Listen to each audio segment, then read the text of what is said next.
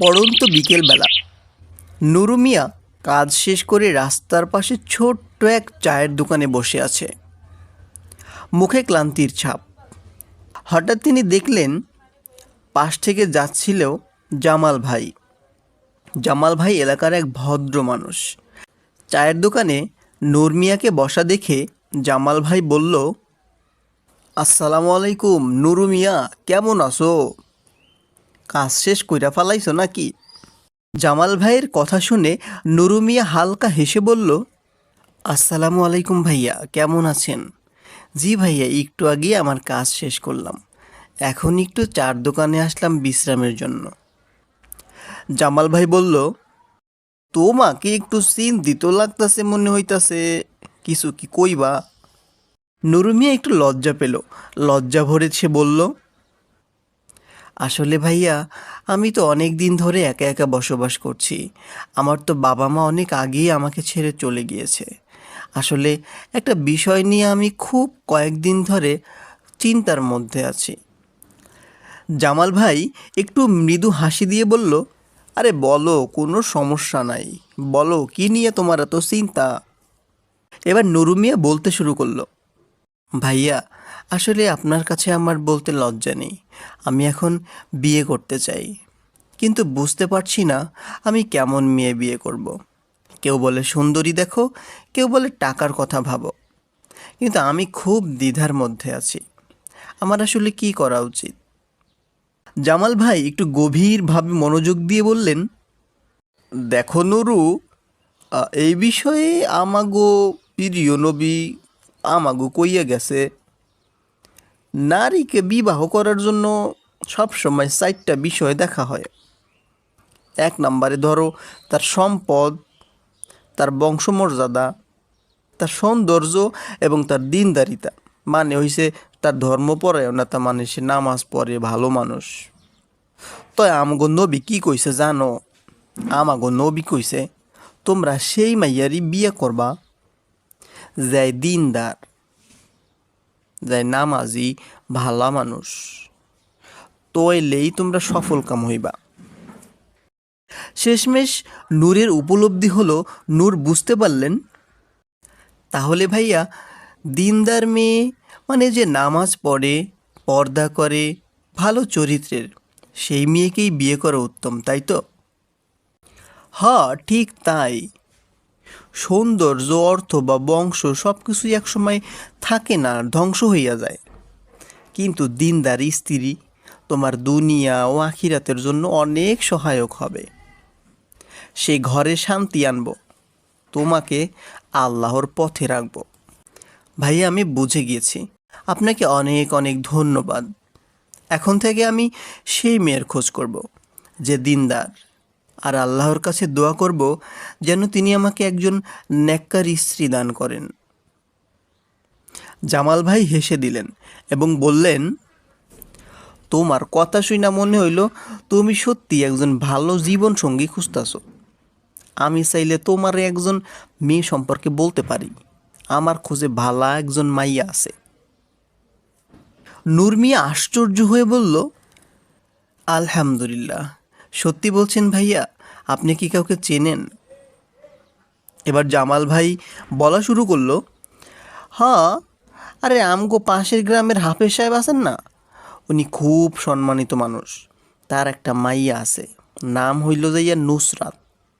নুসরাত কোরআন মুখস্থ করে ফেলাইছে, মানে ওটারে কি বলে, হাফেজা। নিয়মিত নামাজ পড়ে, আবার পর্দাও করে। খুব ভদ্র ও নম্র মানুষ। শুনছি বাবা মা খুবই ভালো তার। সহজ সরল পরিবার, কারো বড়াই নাই, কোনো অহংকার নাই। আর একটা ভালো কথা কি জানো, তারা চায় এমন একজন মানুষ যে তার মেয়েরে অনেক ভালো রাখবে, দিনদার, সৎ, পরিশ্রমী।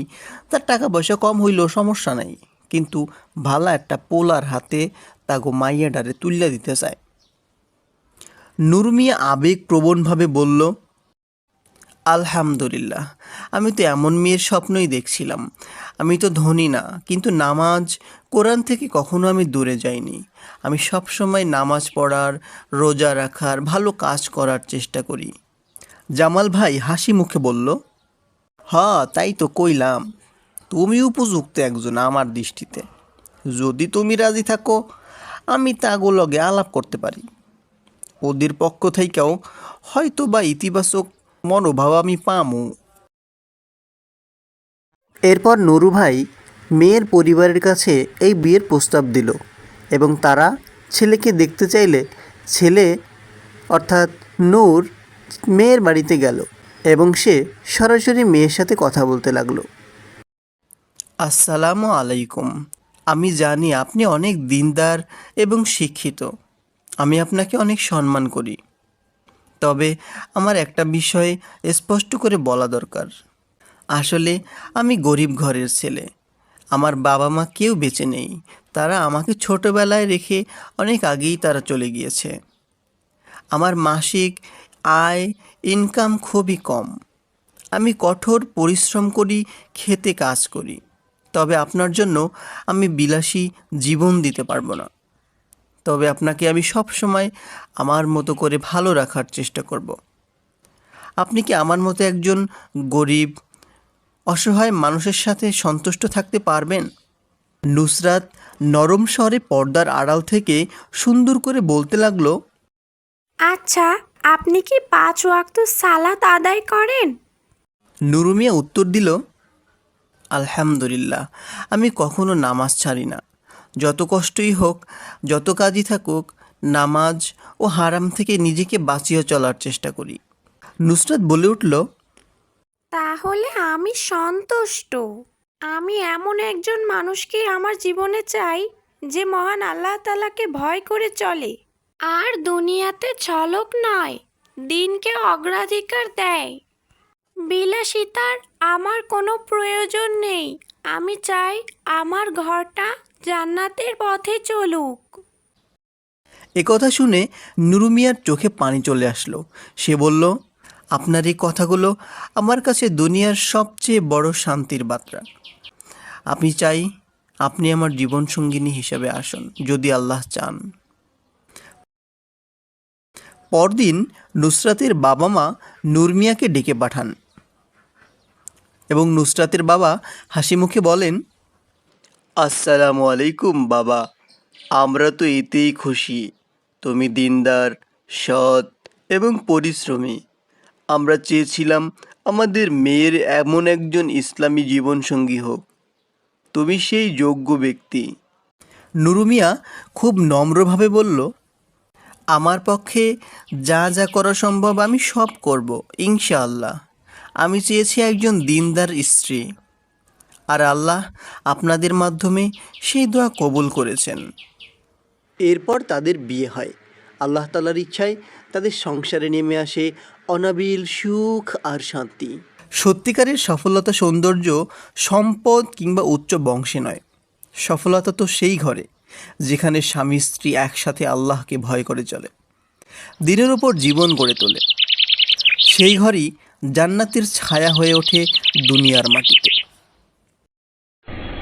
এটি একটি স্মরণীয় দিনের ঘটনা। গল্পটি না টেনে সম্পূর্ণ দেখার অনুরোধ। আসসালামু আলাইকুম প্রিয় যাত্রীবৃন্দরা, আপনারা আশা করছি সুস্থ আছেন। আমরা খুব শীঘ্রই আমাদের গন্তব্যস্থানে পৌঁছাবো। আপনারা আল্লাহর উপর ভরসা করে নিশ্চিন্তে বসুন। এরোপ্লেনটি নিচে থাকা একটি স্কুলের উপর থেকে অতিক্রম করছিল। কিরে বান্টু, আজকে তুই টিফিনে কি এনেছিস বললি না তো? আরে আরে মোটু, ওয়েট কর আর কিছুক্ষণই তো, তারপর তো দেখতেই পাবি। আজকে আমি সেই একটা খাবার এনেছি, সেই কি রে কি, আজকে আমরা টিফিনে কি খেলা খেলবো বল তো? আজকে আমরা কানামাছি খেলবো, কেমন হয় বল তো? এমন সময় ঘটল এক আশ্চর্যজনক ঘটনা।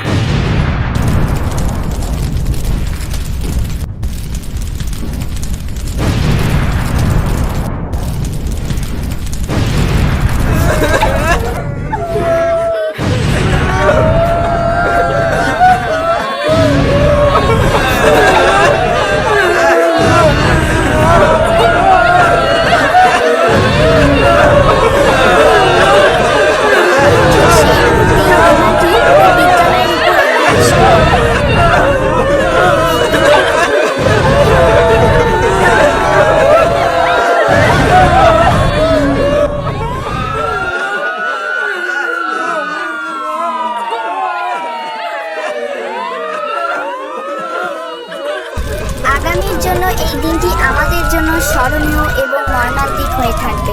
আশা করছি গল্পটি ভালো লেগে থাকলে অবশ্যই একটি লাইক, কমেন্ট এবং শেয়ার করে যাবেন।